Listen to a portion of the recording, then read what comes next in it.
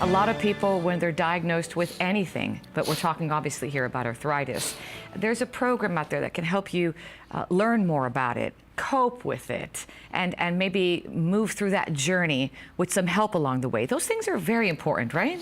Yeah, there's a lot, as orthopedic surgeons, we kind of focus a little bit more on the surgical aspect of the management of arthritis, but there's physicians within our group that manage this conservatively and guide the patients through the process of the diagnosis and the management of the daily symptoms of the arthritis and what to expect moving forward as they cope with this. Because when they hear from you, doctor, that, yes, indeed it is arthritis, it's severe, I'm sure at that moment, the face just goes, oh, and they feel like this is it.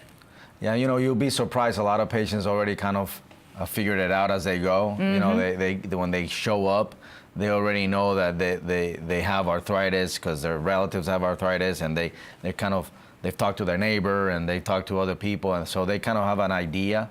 And it's just a matter of realizing that they have to pretty much change their activities and modify what they do. And how do you go about, because this is now a tough role for you, before we take a break, you are a doctor, but at that point I can only imagine you become somewhat of a friend where you need to kind of console them and say, look, it's okay, we're going to get through this and you're going to be fine, we're going to move forward.